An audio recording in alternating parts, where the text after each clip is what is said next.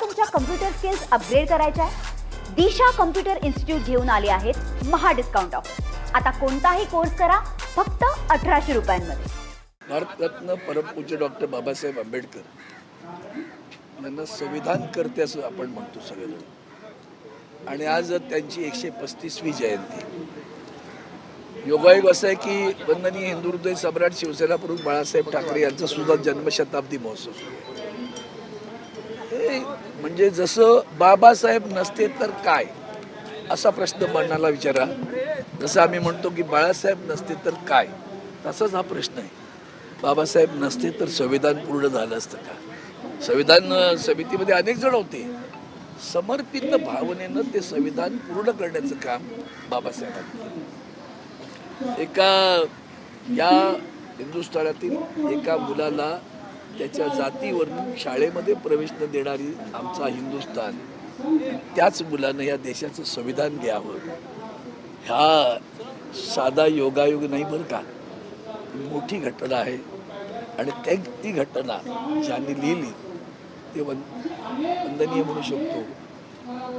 भारतरत्न परमपूज्य डॉक्टर बाबासाहेब आंबेडकरांना पहिल्यांदा मनापासून भावांजली अर्पण करतो. फक्त एकच खेद होतो, बाबासाहेब तुमच्या संविधानाची रोज खिल्ली उडवली जाते बरं का. ती खिल्ली पहिल्यांदा ज्युडिशरी उडवते. मी अधिकारीवाडीने बोलतो आणि भान ठेवून बोलतोय की रोज त्याची किल्ली रोज ती इलेक्शन कमिशन आणि ज्युडिशरी या दोघं उडवत आहेत. आम्ही स्वतः भोगतोय बरं का. ते तुमच्या संविधानामध्ये शेड्यूल 10 आहे. आम्हाला 4.5 वर्षात ज्युडिशरीने न्याय नाही दिला, कळलं का?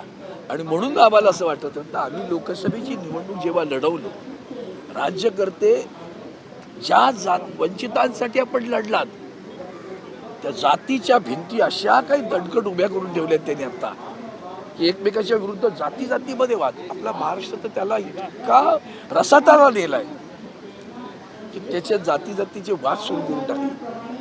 तुम्ही महिलांना अधिकार दिलेत. आम्ही आता महिला आरक्षण बिल आणतोय बरं, पण त्या महिलांवर रोज हल्ले होतात, आमच्याकडे अत्याचार होत आहेत. हा सुद्धा संविधानाचा अपमान समजतो. आम्हाला न्याय देता येत नाही. आणि म्हणून जे भोंदूबाबांच्या पाठी लागून रेडे कापून सत्तेवर येतात अशी माणसं इकडे आहेत बनलेली. वंदनीय शिवसेना प्रमुखांचा मला मोठा अभिमान एका गोष्टीसाठी वाटतो की त्यांनी एकदा सांगितलं होतं, खरंच तुम्हाला विधर्मी राष्ट्र करायचं का? धर्म आपापले देवळात, मस्जिदमध्ये, चर्चमध्ये ठेवा, रस्त्यावर नाही. आणि पुढं त्यांनी एक छान वाक्य म्हटलं होतं, ते मला बाबासाहेबांना खऱ्या अर्थानं अभिवादन आहे असं मला वाटतं. ते माझ्यासारखेने नाही, तो वंदनीय हिंदू हृदय सम्राट शिवसेना प्रमुख श्रीमान बाळासाहेब ठाकरेंनी दिले. ते असं म्हणाले होते, हे म्हणाले होते की तुम्ही कोर्टात जाता आणि तुमचा धर्म विचारून तुमच्यासमोर पुस्तक ठेवलं जातं, ग्रंथ ठेवले जातात. तुम्ही हिंदू आहात, मग भगवद्गीतेची शपथ घेऊन मी खरं बोलेन, खोटं बोलणार नाही सांगता. तुम्ही मुस्लिम आहात, तुम्ही कुराणावर हात ठेवून शपथ घेता आणि सांगता मी खरं बोलेन, खोटं बोलणार नाही. तुम्ही ख्रिश्चन आहात, तर तुम्ही बायबलवर हात ठेवून सांगता मी खरं बोलेन, खोटं बोलणार नाही. साहेबांनी सांगितलं होतं, वंदनीय शिवसेना प्रमुखांनी, हे सर्व धर्मग्रंथ बाजूला ठेवा आणि देशाचा एक मोठा धर्मग्रंथ उभा आहे, त्याचं नाव आहे संविधान. बाबासाहेब वंदनीय आदरणीय बाबासाहेबांनी वंदनीय बाबासाहेबांनी संविधानाची प्रत समोर ठेवा, त्याच्यावर हात ठेवा, सांगा या देशाची संविधानाची शपथ घेतो, खरं बोलेन, खोटं बोलणार नाही.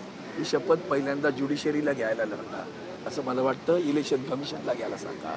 इडीबिडी तर नंतरची सगळी खिळीपिळी आहे, पण हे दोन जर न्यायिक भूमिकेने वागले ना तर ह्यांची हिंमत होणार नाही खालच्यांची वागण्याची. राज्यकर्ते तर तुम्ही सांगण्यात देश विभंजन का विचारावं, विभंजनाच्या भिंतीवर. गोरेगावमध्ये रेव पार्टी ठेवण्यात आली होती आणि त्यामध्ये ड्रग्सचा प्रकार समोर आलेला आहे, त्यामध्ये दोघांचा मृत्यू. बापरे, भयानक आहे. बघा, आता मी जातीपातीवर महिलांच्या अत्याचारावर बोललो. कायदा सुव्यवस्था कुठे गेली ते बघा.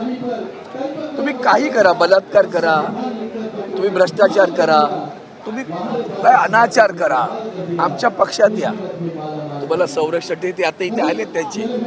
माझा सागरला माझा बाप बसतो सांगणारे, वाह्यात बोला, विभंजनकारी विचार मांडा, आमचं कोणी वाकडं करणार नाही. त्यांनाही असंच वाटलं असेल आमचं कोणी वाकडं करतील, आशीर्वाद कोणाचे ते पाहू.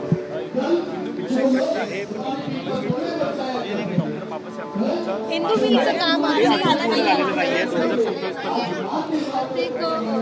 असं आहे, पुन्हा मी असं म्हणालो, किती अभिमानाची गोष्ट आहे. एक तर म्हणजे खरं तर थोडंसं संकुचित बोलतो मी, हरकत नाही असं समजा पाहिजे असल्यास, पण देशाचं संविधान लिहिणारा माणूस आपला मराठी माणूस आहे. त्या मराठी माणसाने लिहिलंय बरं. शिवसेनाप्रमाणे जात नाही मानले, पात नाही मानले. त्या मराठी माणसाचं स्मारक, त्या भारतरत्नाचं स्मारक करायला विलंब लागतो. शिवछत्रपतीचं स्मारक तर पाण्यातच वाहून गेल्यासारखं वाटतंय. या दोन्हीबद्दल राज्यकर्ते किती जबाबदार आहेत याचा विचार करा. मला तुमच्या कम्प्युटर स्किल्स अपग्रेड करायच्या आहे? दिशा कम्प्युटर इन्स्टिट्यूट घेऊन आले आहेत महा डिस्काउंट ऑफ. आता कोणताही कोर्स करा फक्त 1800 रुपयांमध्ये.